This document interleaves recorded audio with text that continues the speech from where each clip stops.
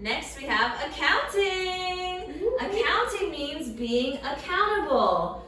And it's great to be accountable for the things in your life that exist, whether they're physical things or your energy. So when you take account of things, it's kind of like understanding your resources.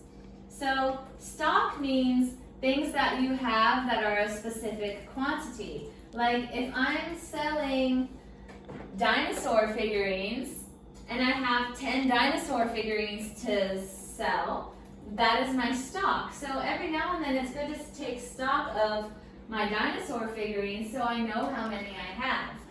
And you can take stock of your energy, right? Take stock of, I have maybe like this much energy to give back to community. I have this much energy to give to clients.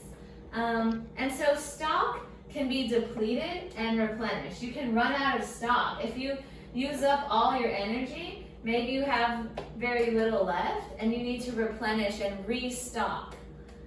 Then the other type of thing to account for is assets. Assets are tools you have that help you gain abundance. For example, this laptop is an asset.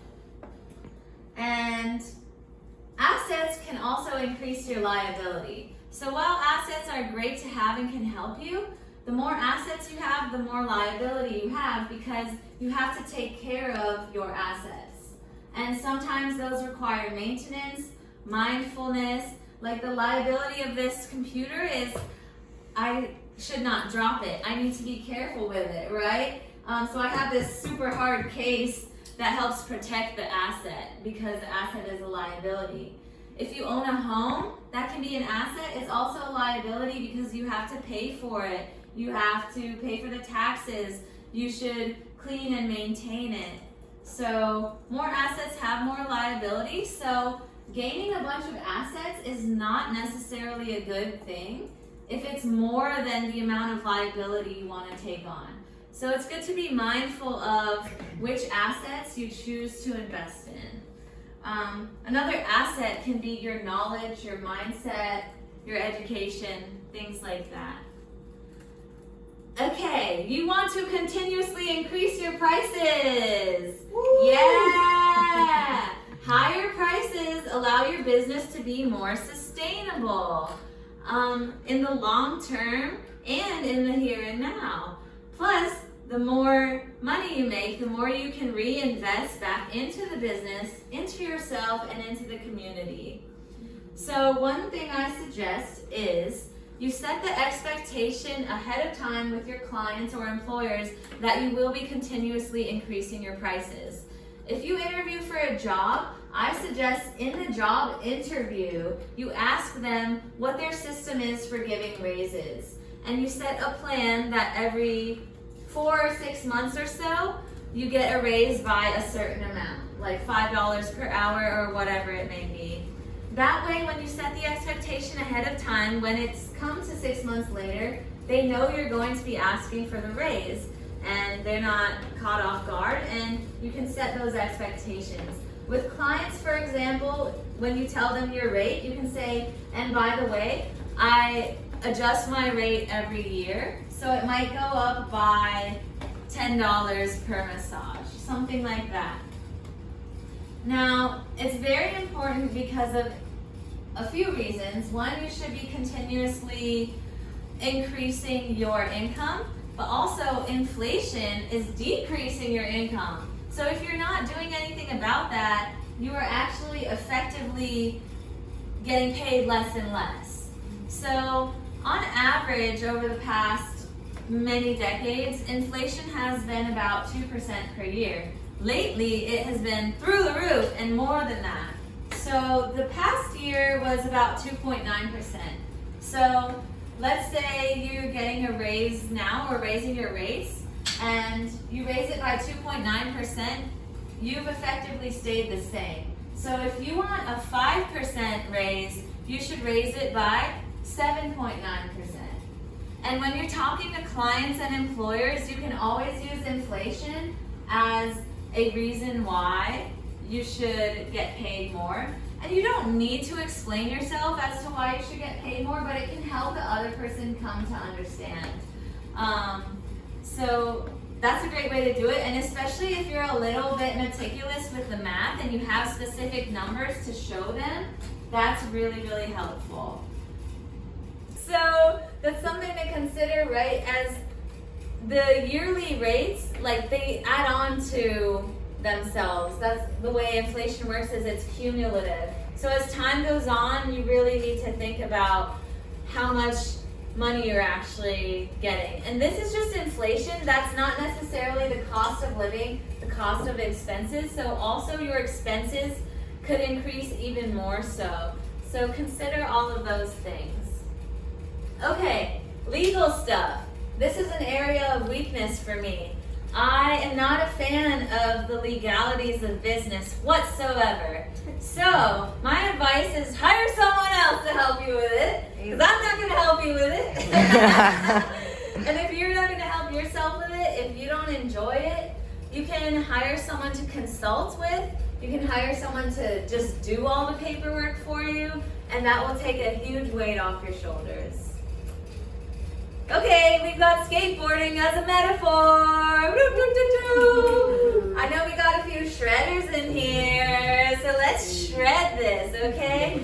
Skateboarding has a lot to do with pacing and facing challenges, which will happen in your business. So you want to pace yourself for endurance. That means having longevity. And I like to do crazy long skateboard rides, and what I've learned is to go a long distance, you should start slower in the beginning. In fact, the first half of a long distance race is kind of like the warm-up. And if you do speed up, you only speed up more towards the end. Because if you go fast in the beginning, you're going to use up all your energy and be tired throughout the whole thing. So start slower. And in general, the longer of a race you do, the slower of a pace you should take. So if you are doing a business or career that you want for the rest of your life, allow yourself to take a slow pace so it can last a long time. If you're creating a relationship that you want to last for a long time, take a slow pace with it so that it can be sustainable. And, okay, consistency is important here too. So if you were on a flat ground, keeping a consistent pace would be the best way to use the least amount of energy and to keep going. However, life is not a flat ground. Life has hills and curves. And so what you want to do is to maintain a consistent effort, not a consistent pace. And of course, it doesn't need to be 100% consistent, right? But what I mean by consistent effort is to expend kind of the same amount of energy no matter whether you're going uphill or downhill. This means when you're on an uphill, your pace will slow down because it takes more effort to go up the hill. And when you're going downhill, you can speed up because it's easier to go down the hill. So in life, when you are going uphill and things are difficult and you're grinding, allow your pace to slow so that you don't have to put so much effort and tire yourself out.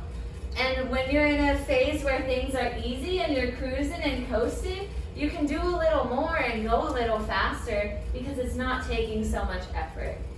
So that's how you have a consistent effort. And sometimes you don't even know you're going slightly uphill until you turn back around and go the other way and you're like, oh my God, I'm cruising, I'm downhill. That happened to me recently when I was skating, and I realized life is like that, where you think it looks flat and you're going and you're like, okay, whatever, this is kind of hard, but it's nothing crazy. And then you go back the other way and you're like, whoa. So sometimes you might be going uphill and not even realize it. And some of the things that you're pushing through, you are putting in a lot of effort, and things will be easier later. So if you're wondering sometimes why maybe your energy feels spent, you might be going slightly uphill, and you know that when you turn back around, you will come downhill. You can't appreciate smooth pavement without experiencing rough pavement. If all pavement was smooth, there would be no smooth pavement. It would just be pavement. But the rough, bumpy pavement is what helps you appreciate the smoothness. So the hiccups and the bumps in your business, the struggles will really help you appreciate the flow when things are smooth. And you will fall. When you skate, you will fall. Sometimes you will get hurt. Wear a helmet. But no matter what, falling is the absolute best way to learn. So be excited to fail. Plan to fail. Know that when you fail, you are doing something right because you are learning and you are trying. If you're not pushing yourself to failure, sorry, you're not trying hard enough. Try harder! So fail and learn from your falls.